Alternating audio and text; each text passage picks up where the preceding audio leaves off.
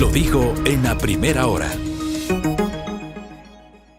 Muy bien, entramos a la recta final de A Primera Hora por Sonorama, la gran señal nacional. Esta semana ha sido noticia la presentación de datos publicados por la Encuesta Nacional de Desnutrición Infantil, la ENDI, que da cuenta que la desnutrición crónica infantil en el Ecuador cayó 3,5% entre 2018 y 2023.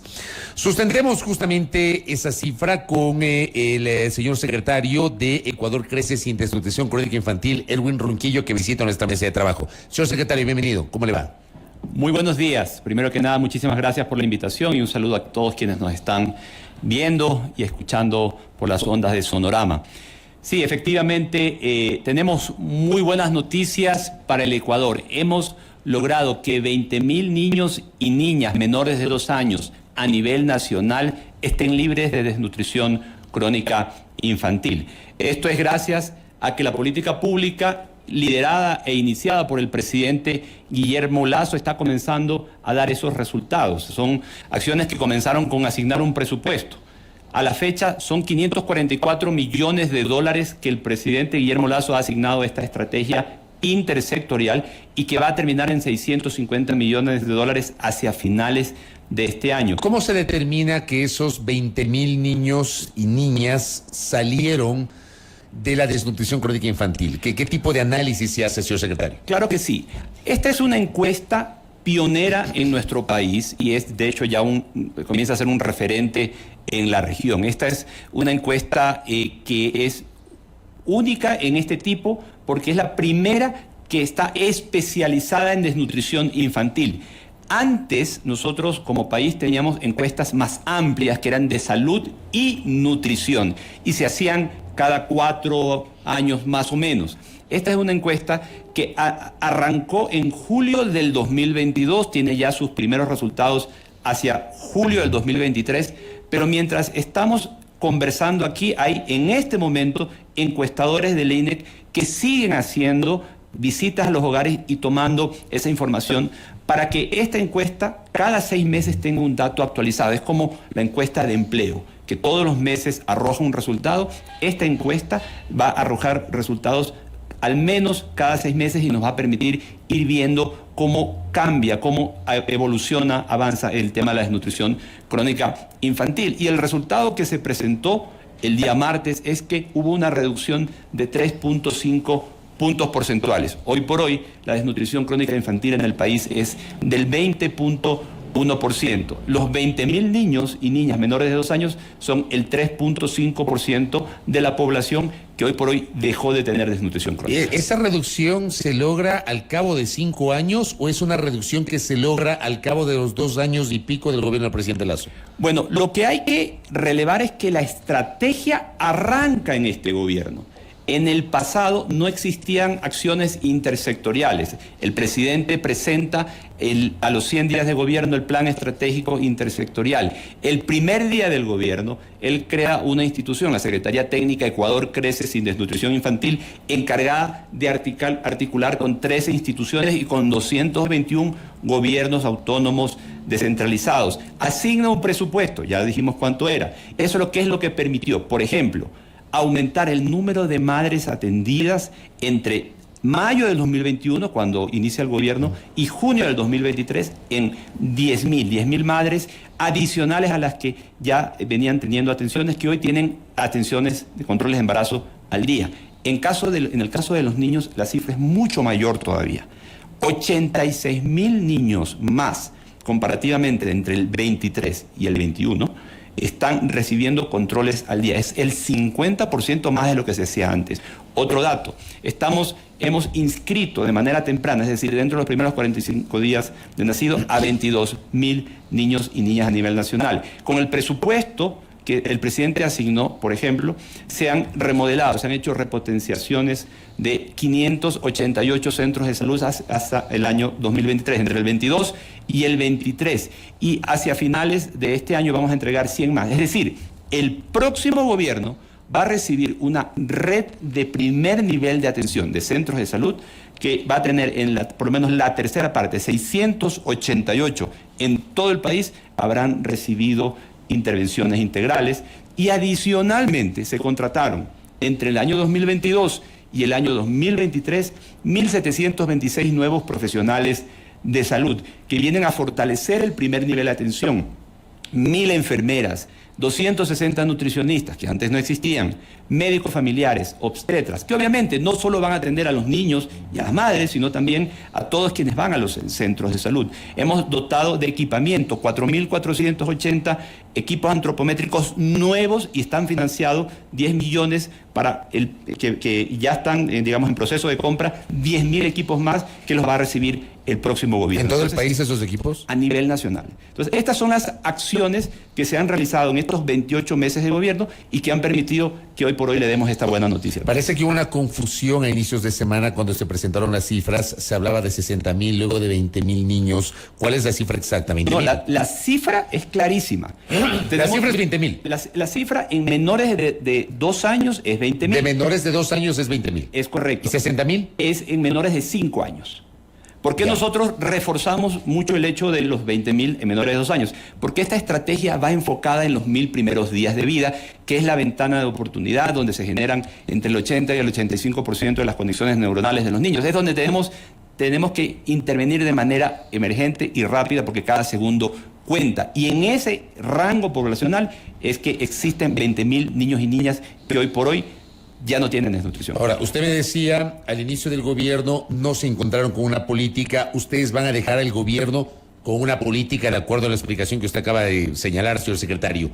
¿Cómo garantizar que esa política se mantenga con el nuevo gobierno, el que se posesiona en diciembre, sea la señora González o el señor Noboa? ¿Cómo garantizar que esta sea una política de Estado independientemente de quién sea el nuevo presidente o presidenta de la República? Claro que sí, este es realmente el reto que tenemos como país. Hoy tenemos una buena noticia, pero eso para nada puede ser una razón para contentarse o para pensar que ya todo está hecho.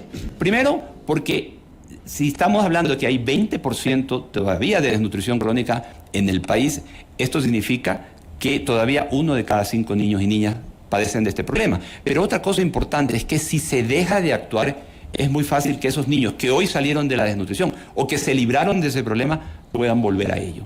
Por eso es tan importante que esta política pública se mantenga. Ya hay resultados que muestran que es efectiva, es decir, que funciona. Segundo, el presidente deja también financiado, por lo menos hasta el año 2025, los proyectos de inversión relacionados a esta estrategia. Recordemos que cuando el presidente asume el mandato, él dice, vamos a reducir la desnutrición crónica en 6 puntos porcentuales hasta el año 2025, es decir, hacia finales de su mandato. Transcurrido 28 meses, se ha cumplido la meta, inclusive un poco más, se redujeron 3.5% en este indicador. Pero adicionalmente, el presidente dijo, vamos a llegar al 10% en el año 2030. Entonces, la meta todavía está ahí. Cada acción que se ha realizado en este gobierno está prevista para el largo plazo, no para un gobierno de 4 años, menos para 28 meses, pero estamos conscientes que ni siquiera el próximo gobierno, ni los próximos 2 o 3 gobiernos van a poder realmente acabar con este problema. Por eso es tan importante que esta política de Estado se mantenga. A ver, sí, y esta parte quisiera entenderla. Si se ha reducido 3.5% la desnutrición crónica infantil, ¿en qué porcentaje está ese fenómeno, la desnutrición crónica, con esa reducción? Con esa reducción está en el 20.1% en menores de 2 años. O sea, estaba casi en el 24%. Estaba en el 23.6%, correcto.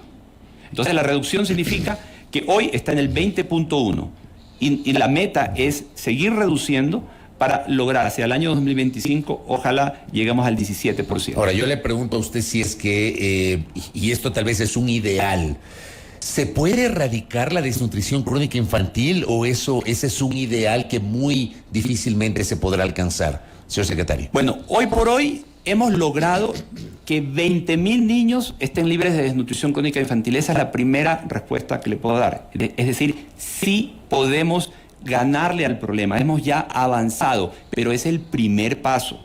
Esto no significa que el problema sea solucionado, significa que vamos por buen camino, pero todavía hay mucho por hacer. Tenemos ejemplos de países cercanos que han tenido éxito en estas políticas. El primero es Chile. Chile, cuando inicia esta política de Estado, lo hace en el gobierno de Allende. Luego sabemos qué pasó. Vino un gobierno totalmente distinto que dijo, deshagamos todo lo anterior, pero no toquemos el programa de desnutrición crónica infantil.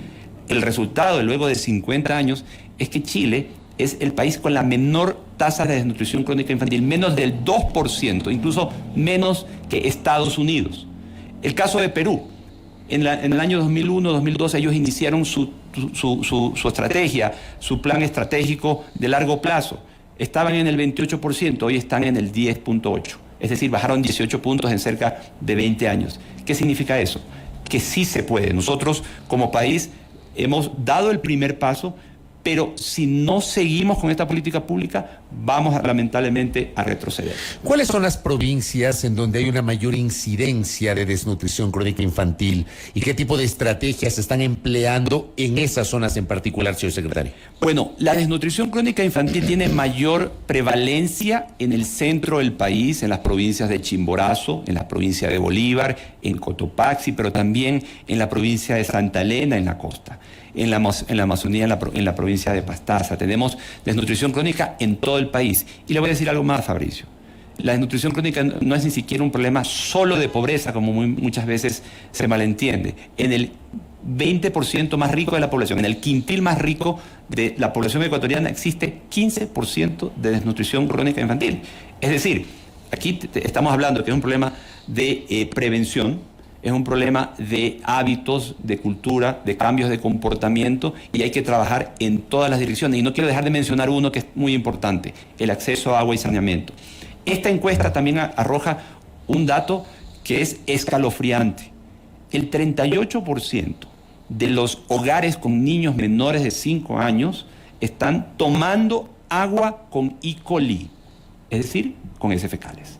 Esa es la realidad que estamos encontrando en este estudio nacional, y es un llamado a los alcaldes y alcaldesas. A las municipalidades, porque esa es una competencia de las municipalidades. Así es, a los 221 gobiernos autónomos descentralizados, porque esa es una competencia de los GATS, que más allá que el gobierno ha puesto los recursos por medio del Banco del Estado, hemos entregado a la fecha en este gobierno 269 millones de dólares, Fabricio, para proyectos de agua, saneamiento y riego, y vamos a terminar de entregar 335 hasta hacia finales de este año. Y estamos dejando financiamientos para el próximo gobierno. Son 100 millones del Banco Europeo de Inversiones, 120 que estamos firmando con el BID, 75 millones de dólares que estamos terminando de negociar con la CAF. Todo eso va a quedar encaminado para que el próximo gobierno lo ejecute. Correcto.